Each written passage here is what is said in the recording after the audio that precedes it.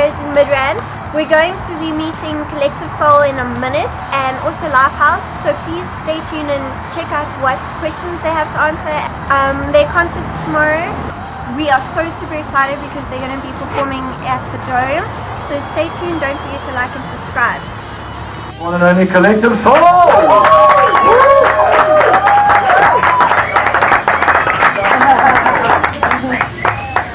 Collective Soul!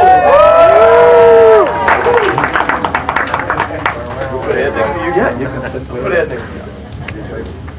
Welcome back to some of you. Welcome to South Africa for the first time. To two of you, really good to have you here. Amped about playing Johannesburg. Who's got the first question? Dave, is it going to be you? Hi guys, welcome back. Dave Hammond from IFM. Ed, if I can start with you, I read up a lot about bands and how they get started, and your story is quite fascinating to an extent where when the early demos that you guys made up, they didn't get very good critical acclaim, and there was one point where you actually were thinking of giving up, and so there could have been a point where there might not have even been a Collective Soul. What actually got you motivated to keep going after all those rejections right in the beginning? Well, the rejection started, and then I decided that there wasn't going to be a band. I was trying to get a songwriter, a publishing deal. And then Dean, my brother here, took it. I had this batch of demos, and he took it to Album 88, which is in Atlanta, and at the time, and still, a very powerful radio station, which in the early 80s played music that you wouldn't hear on mainstream radio, from The Cure to Cult, REM, all those types of bands who were not present on like popular radio. So, and they had this thing where they had locals only. So I had the demo and gave it to my brother Dean. He took it in there and they played Shine. And literally within 2 weeks, I think, we played their Christmas party, and it was sold out. And we were confused because we're like, we've been doing this for quite some time. The only people that showed up was whoever we were dating at the time. All of a sudden, it was sold out, and it was all because of the song. And then we started sending to other radio stations, and then it just picked up speed. We had a hit before people knew who the band was, and before we had a label, honestly, a major record label. So what kept me going was just accidents. To be honest with you, I never would have stopped doing music. I would love to be a songwriter. That was my goal in life, and then to be able to have this with a band is just pure luck. Guys, hi, Etienne from RSG this side. Glad to see the long hair back. I think the last time you were here was with the Kings of Chaos. You mentioned you had a daddy cut at that stage. I did. But coming back to South Africa, we spoke about this during the week. Thanks for remembering that. You're awesome bringing that up in front of the boys right now. You're awesome. Well, it was with the Kings of Chaos, so that's well, they all had short hair, so I was like, I think Slash still had a little long hair, but most of them cut it, and I was like, I'll just cut it and be like a dad. But damn it, thanks for bringing that up. What is it about South Africa? Because when we spoke, you mentioned that it is one of your favorite destinations to tour. What is it about the country that keeps bringing you back? Besides awesome shows that you guys I think it's the energy of the people. Honestly, I think the culture. I think when we come here, I think it just showcases that you can be who you are. You can love what you love. All types of music. I've been here where I perform with local bands in South Africa that I have nothing in common musically, but we sit backstage and we have everything in common, human.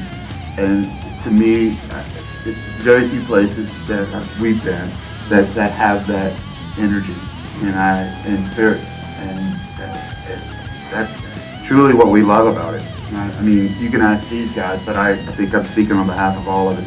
Just the energy and the freedom to be what you are, and everybody, whether you agree or disagree, they accept you. It's really a beautiful place.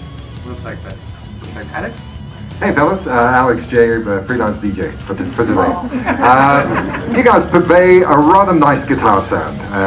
Where the River Flows, Gel in particular.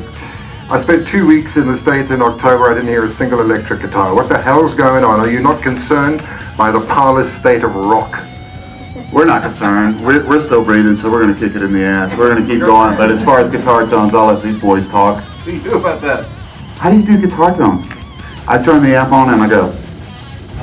Plug it in and turn it all the way up.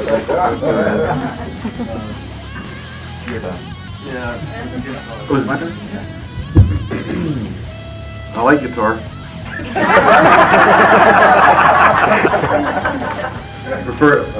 Hey man. I like guitar, prefer it louder than not loud, a little more distorted than not, and There's a sound. there's the sound. And if you put that behind what this band writes from a lyrical perspective, and we put that energy on stage, we love what we do. So, Dean, what's your favorite song on the set list? well, I haven't seen the set list for tomorrow night just yet, but By the way, when do you do the set list? Right before the show, I'm sure. Yeah, I try to, it depends on how long we're allowed to perform. There's different places allow, because of union workers. Oh, yeah, you can go on forever. That's why I did ask were there unions here, I did, so. Right? What's your favorite song? You mentioned Jail. I love playing that song. A song that we're not going to play probably is called Needs. You don't know Probably my favorite of all time. My favorite song that we don't play. And I need to, we'll play a song like Shine that we've done many times over the years, and every night it takes on a new life. And so we have, you find those moments that make it new and real all over again. So. Next up is... Hi, I'm Jadine from RFM. Martin actually kind of stole my question there for a moment, but I'm going to ask you: do you have a least favorite song that you you obviously have a lot of favorites and as bands have favorites, but is there a song in particular that you guys are kind of sometimes exposed? I got one. Yeah. I like that question. I do too, because that's like... Can somebody tell me he does not have a microphone? he thinks he has one all the time. I just said I got one. I'm sure everybody's got one. I got one. I don't You have a microphone. I don't like to say that. I despise. Okay, that's okay. It's feedback, don't I don't like Hollywood. I despise playing that song. Yeah, we did. I think we all agreed on we didn't really enjoy playing that song. Yeah, and I think it came out great on the record. Sometimes when you record a song, it has a life, which it does. Then you perform it live, and it's a different vibe. And sometimes it just don't match. It's not the energy, and sometimes it works live and it doesn't work in the studio. So Hollywood, I think, came across what we wanted it to in the studio, which was, I'm a big fan of New Wave and the Cars, and we got that, but when we perform it live, it just never gave me what I wanted. And we really tried. We even went into a reggae thing. We tried everything with that song. We did a reggae. After it's been recorded, people were like, what are y'all doing to that song? Like, we don't know, we're just trying. Karen. Hi, I'm Karen from Underground Place, and yeah, talking to Karen things that you from the amazing show. And I documented that in a photo for you. Oh, I would love to have that. Thank you. Afterwards, and then it's all day. I want that. You'll definitely have it. Who's next? Should we give, who's that? Dave, sorry. Me, Brandy. Guys, you are busy recording your 10th studio album, I believe, at the moment, due for release early this year. Is that still the plan, in March, April time? And give us a bit of background on the album, in terms of previous releases. How does it compare?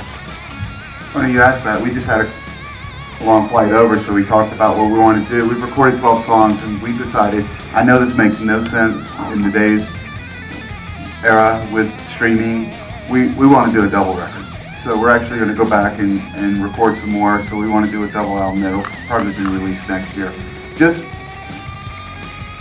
growing up when I did, I loved double albums. I truly did. I love Goodbye Yellow Fruit. I'm an Ellen fan, so that counts. I love Live, White Album, all that. So with us doing our 10th album, hitting the double-digit mark, I was kind of like, let's do a double album. And we don't run out of songs. We have more songs, and we know what to do with. And I think that would be kind of interesting and fun for us to do, and especially in a day and age when nobody does it, and with streaming so popular. And I think vinyl's making a comeback. That's what I listen to anyway. So I truly want to see a double album of Collective Soul where we want to do fine artwork. We want to make it very special and nice. So 12 songs are done.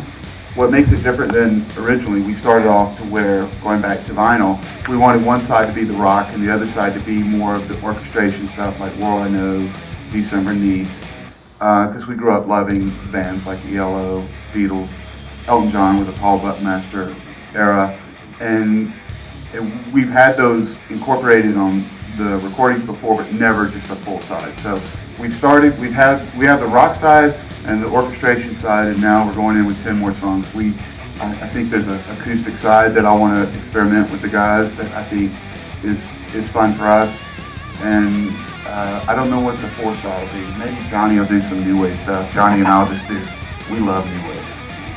We do like it.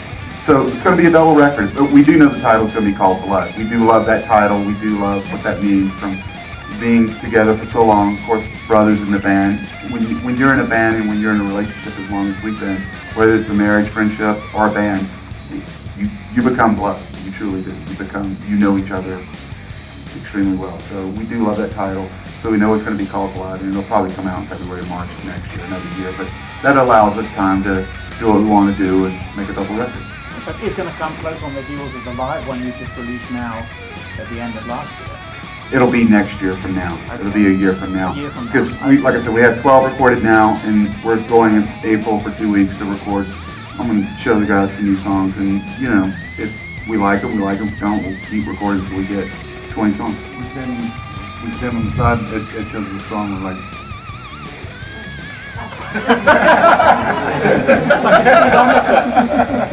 Wait for it. Here it comes, Ed. We got it. Okay, buddy, let's do it. I think I'm Brian from the Active Decorating Thing.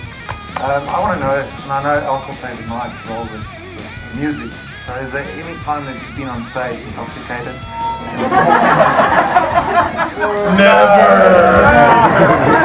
Never. Give it the microphone. Dude, they're rock stars, man. What do you expect? I don't know why I'm getting the microphone now. Never. We're staunch professionals. We're 100% sober at every note, every show. All right, it's never impeded our show. Okay, so we covered that. I can be honest with you that. Have we had drinks? Of course. We're a rock and roll band, for the love of God. Okay, so we've covered the alcohol part, about the Sinsemia, the smack. None of that. No, guys, no, please, I mean, the rock stars. You're such a good songwriter. I mean, The World I Know, for example, could easily be hell. Use Your Imagination could be a hip-hop track. Have you been approached by anybody odd to come and do cover versions?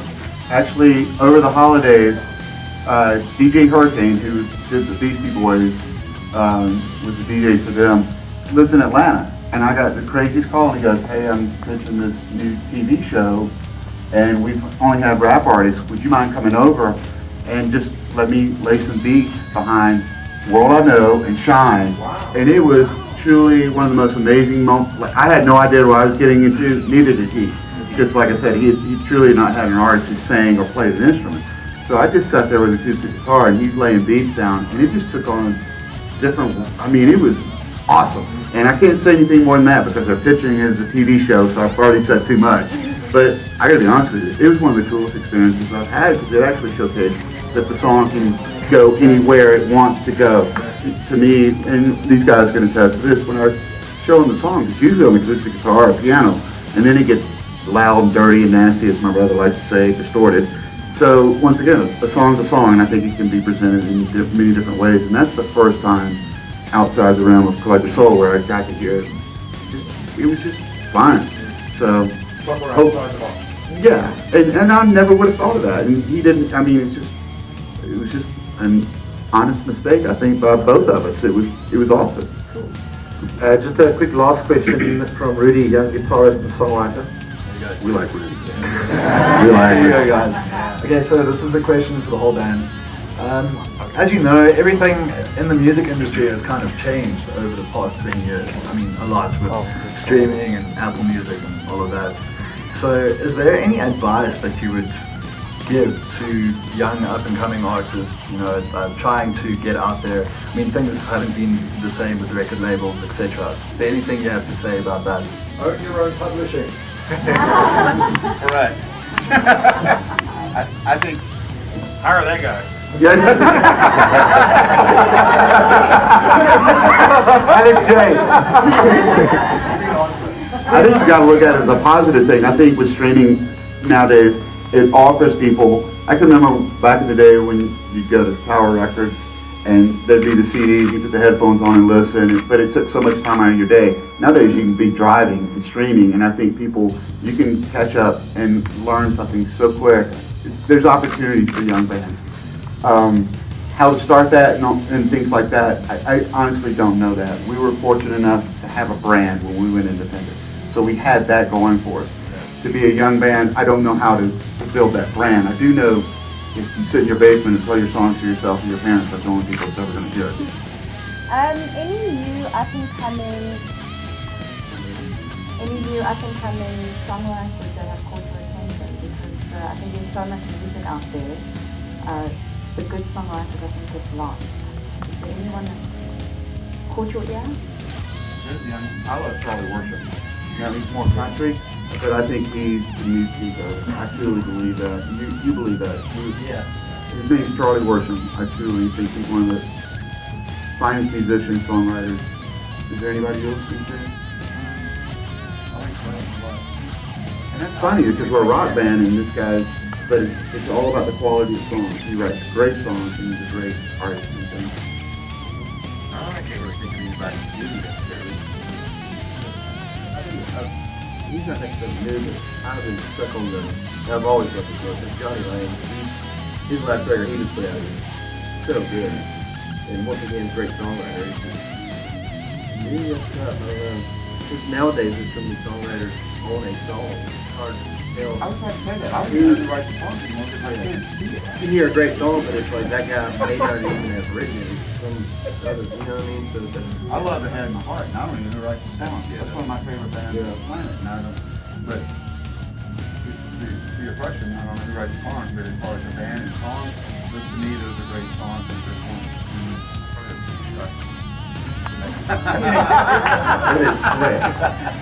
Ed, I've got what I hope is a fun question to end off the press conference with. You were here with Kings of Chaos, as Taryn mentioned. You were also part of the Rock and Roll All-Stars, which has guys like Gene Simmons and that in it. If you were to select a supergroup of artists that you would be the lead singer for, either dead or alive, you're not allowed to pick these guys that you're with now. So who would you pick, dead or alive, on guitar? You're the vocalist, lead guitar, drums, rhythm guitar, bass. Who would be your supergroup of Kings of Chaos stars? Of all time, of all time. A piano player in the band? And a keyboard player, piano player, yeah. Piano player too. Okay. No. John Bonham's around. Bass, Paul. Absolutely. Piano, we're not even going to talk about that. We know that. Elton. What about you, rhythm guitar Paul McCartney. on lead guitar. I just take the Young Brothers on rhythm and lead. We're totally influenced over here. No, you're not. Like you're. I thought L.A. Easton would be. Oh, L.A. Easton lead guitar. You're right. Malcolm on rhythm and L.A. Easton lead guitar. You're a big fan. Yeah, God knows what would come out of that. Cool. Thank you so much.